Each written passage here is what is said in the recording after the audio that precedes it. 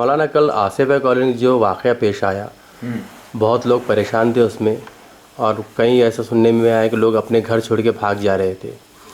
तो वो मसले का हल जो किया था आपने, उसमें क्या नुमाइंदगी की?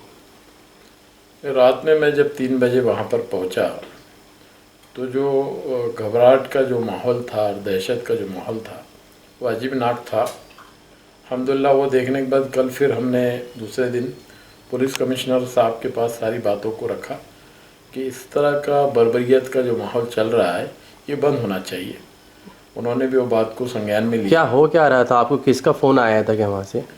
अपने नगर सेवक मतीन और काफ़ी लोगों के वहाँ से फ़ोन आए, ख़ास करके अब्दुल मतीन जो पहले एमआईएम थे, अभी इस वक्त एनसीपी के अंदर में काम कर रहे, वो हमारे साथ आ गए। तो कुछ भी मसला रहा तो फौरी उनका फ़ोन आता है। तो उनका फ़ोन आया कि भाई ऐसी ऐसी म्यूनसिपल की गाड़ी आई है और वो इस तरह का ज़बरदस्ती का माहौल कर रहे हैं। मैं भी बाहर हूँ, मैं भी पहुँच रहा हूँ वहाँ पे। अब देखिए कि बहुत डर खौफ का माहौल है। और फिर मतलब हो क्या रहा था वहाँ पे? पुलिस ज़्यादती कर रही थी या हॉस्पिटल के लोग कर रहे थे नहीं या वहाँ WH वाले कर रहे थे? हो रहा क्या था वहाँ? देखो, ये तो एक महानगर पालिका की एक टीम बनी हुई जी। है। जहाँ भी पॉजिटिव उनको पता चलता है या उनके संज्ञान में बात आती है, किसी तरह भी मालूम होता है, तो नेचुरली तौर से कुछ पुलिस वाले उनके सिक्योरिटी के लिए दिए गए, उनको लेके वो इलाकों में जाके उन लोगों को लेकर आते हैं।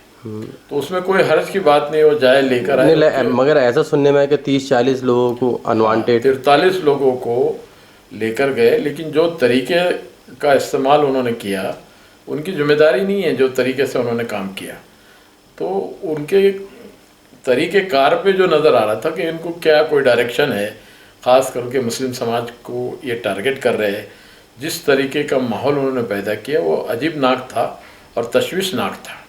तो फौरी हमने उसके ऊपर संज्ञान लेके सुबह में उसकी नुमाइंदगी की है और पुलिस कमिश्नर साहब ने उसको फौरी जो है तो उसको अपने हाथ में लिया। और वो सारी बातें मैंने फिर बम्बई में सभी को फ़ोन किया हूँ, गृह मंत्री के पास फ़ोन किया हूँ, उप मुख्यमंत्री के पास फ़ोन किया हूँ, सभी जगह मैंने आरोग्य मंत्री के पास फ़ोन किया हूँ। तमाम जगह पे सारे हमने कार्रवाई इमीडिएट किया। और शाम तक हमको ऐसा मालूम हुआ, हमारे केंद्रीकर साहब जो डिविजनल कमिश्नर साहब, उनका फ़ोन आया।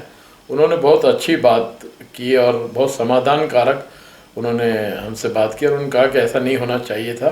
मैंने भी रिपोर्ट लिया, आपकी बात सही है। हम लोग कल 3 बजे बैठ रहे हैं, मीटिंग में बैठकर ये बात को तय करेंगे कि ये किस तरह से। उन्होंने सारे महानगर पालिका वाले को, पुलिस कमिश्नर साहब को, म्यूनसिपल कमिश्नर साहब को तलब किया और एक बहुत सकारात्मक मीटिंग जो है तो हुई, उस पर चर्चा हुई और फिर उस पर यह तय किया गया कि आसिफिया कॉलोनी के अंदर में अभी उसको लॉक किया गया है वहाँ के पेशेंट मिलने की वजह से। अभी जो स्वैप किया जाएगा, जो क्वारंटाइन किया जाएगा वहीं किया जाएगा और वहीं पर स्वैप लिया जाएगा। मतलब होम क्वारंटाइन कर देंगे उनको? वहाँ स्वैप किया जाएगा, होम क्वारंटाइन करेंगे, वहाँ से बाहर निकलने नहीं देंगे।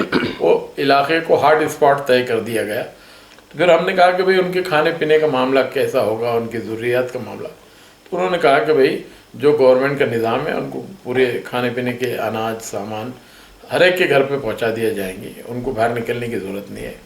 और पूरी जो फैसिलिटी है उनको पूरी जो है तो महल्ले में दी जाएंगी। मतलब हिलाल कॉलोनी, आसिफिया कॉलोनी वालों को राहत मिलने, आसिफिया कॉलोनी को लॉक किया है, सिर्फ आसिफिया कॉलोनी उनको राहत मिल जाएंगी, उनको मतलब पूरी राहत मिलेंगी। और उसके लिए हम लोग कुछ वॉलंटियर अपने भी बना रहे हैं।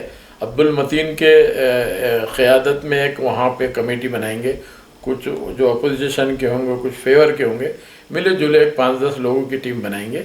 जिन लोगों के कोई अगर बीमार है या ऐसा लगता है लक्षण है, इमीडिएट वो लोग एक दूसरे को कवर भी करेंगे, बताएंगे भी। और पूरे महल्ले को अब स्वैप किया जाएगा ताकि कुछ भी नहीं बचेगा कि भाई यहाँ पे ये है वो है। और वो वहीं पे एक सेंटर, हम एक हाल देख रहे हैं, एक हाल दे देंगे महानगर पालिका वाले को और वो सारी कार्रवाई वहाँ पे चलेंगी। किसी को नाजायज तकलीफ नहीं होगी, किसको ऐसा उठा पिटा के ले जाने वाला काम खत्म हो गया। हर किसी को महल्ले में टेस्ट कर लेंगे, हर किसी को टेस्ट करेंगे।